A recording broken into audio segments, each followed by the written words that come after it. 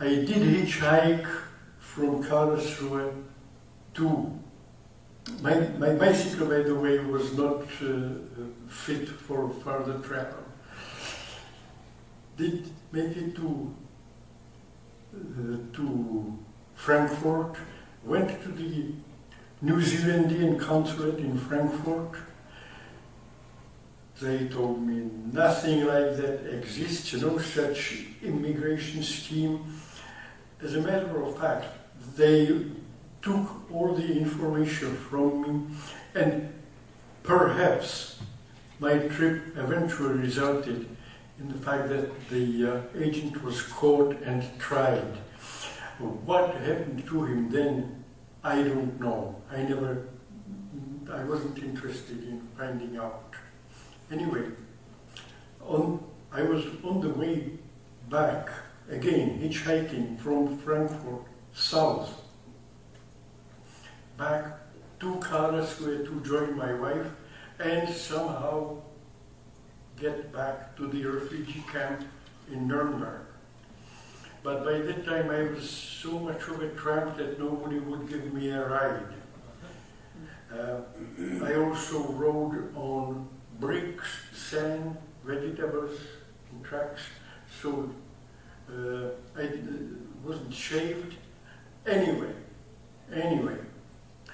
I got as far as Heidelberg. If you want to show it to us more, and nobody wanted to give me a ride, so I thought I would wait until the sun sets and then start jogging from Heidelberg to Karlsruhe. It was about 80 kilometers, in other words, 2 marathons. Well, usually 1 marathon is enough for me, but 2 in tandem, well, in case of necessity. After all, 80 kilometers is not that much. It's a little more than from Olympia to Seattle. Yeah. So I thought that if I start in the evening, by morning, I will be in Karlsruhe. But all of a sudden, there was, out of nowhere, there was a little English Ford at the filling station, and the driver and the attendant somehow couldn't understand one another. So I got in and started interpreting. Turned out that I thought, Englishman was offering him money, and the attendant wanted coupons. And if he didn't have coupons, the attendant just pulled the hose out of the tank and no business. So the Englishman asked him where I get the coupons. Landeszentralbank Mannheim. Well, Mannheim was northwest of Heidelberg, and I was heading south to Karlsruhe. But I thought, I will ask them to give me a ride anyway. So, would you? And he didn't want to take a tramp like that. So he said, well, let me talk to my wife. As I later learned, he asked her, listen, honey, a strange character wants us to give him a ride. What do you say? She fortunately asked him, are you afraid of him? Well, he couldn't admit that he was afraid of anybody. So he said, no. She said, well, then give him a ride. So I got in. But before I got in, she came to me and gave me some a box. Said, would you kindly put it into the garbage can for me? And there were some leftovers. And I was hungry. And I thought, now, if I put the leftovers in my pocket, will they notice? If they do, they may decide that I was so much of a vagabond that so I put it into the garbage can, but very carefully, so that if by the time I come back they are gone, I can take them out of the garbage can again.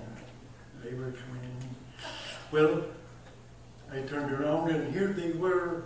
I mean, come on. So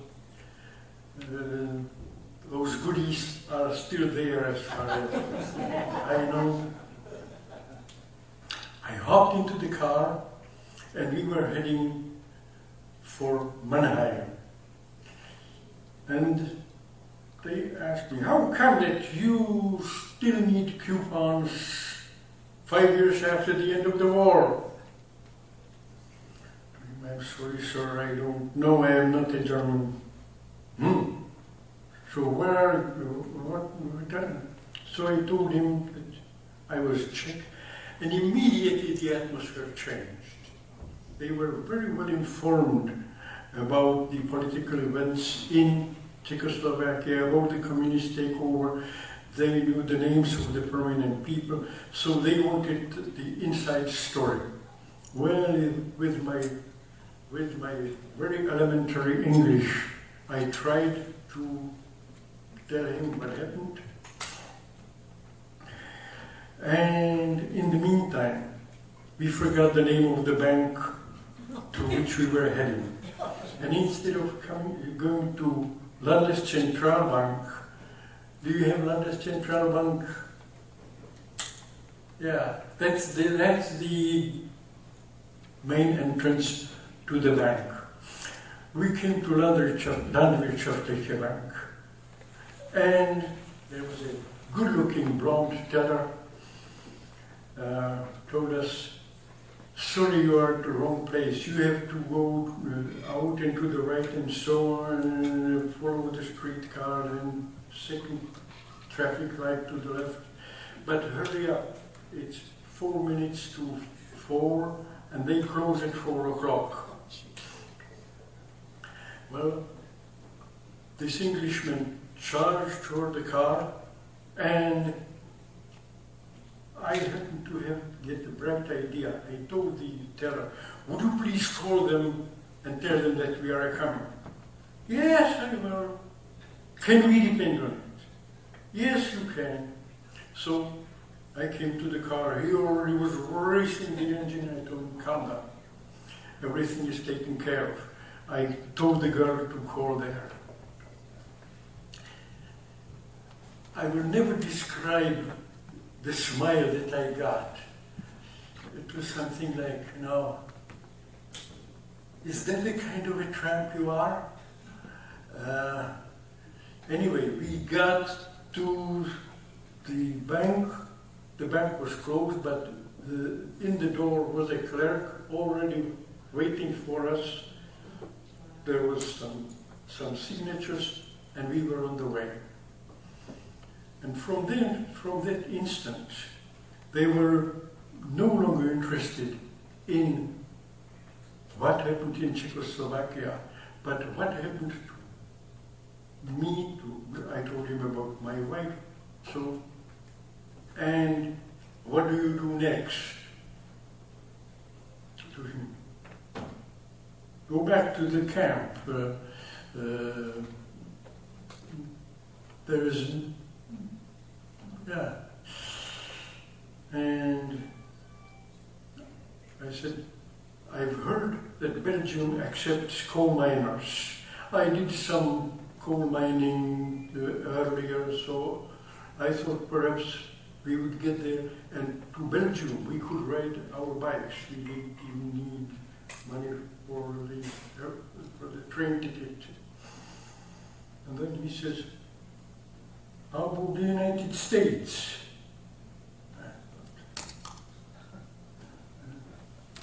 United States. That's the dream of every refugee, but you can't get there. You need somebody who will sign the papers for you. I did not know the word sponsor at that time. And I says, don't you have relatives there? No, sir. Don't you have a friend? Doesn't have to be related to you. And in some kind of a fit of poetic expression, I told him, sir, I don't have a friend on the face of the North American continent. Silence. After a while, he said, yes, you do. And I said, oh, Christ, holy roller. Now he will tell me what kind of a friend I have in heaven, and that, yeah, it's fine. I wish him Godspeed, but I am hungry, I am thirsty, I am 80 kilometers. By now I was 100 kilometers from Karlsruhe, and I am heading back to the refugee camp. But just to respond somehow, I said, whom, where? And he says, me, right here. And then he started offering, painting a wonderful future, that we would live in Michigan and that they have an extra room in their home and we can live there and so on. And I told him, aren't you British? Oh, no, we are in England just on business. And I said, now, you scoundrel. Yes, you're offering me the same bright future like that SOB in Nuremberg. And my patience is at the end. So, I let you talk. But God help you if you make a wrong turn, if you...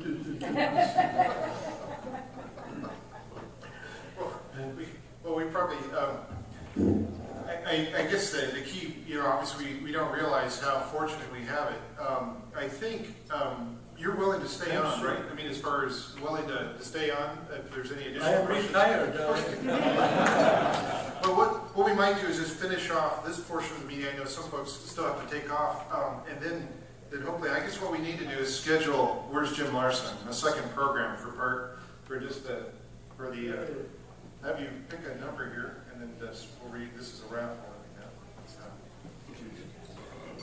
702. You have to be present to win here. There we go, 702? 702? Yes, come on up.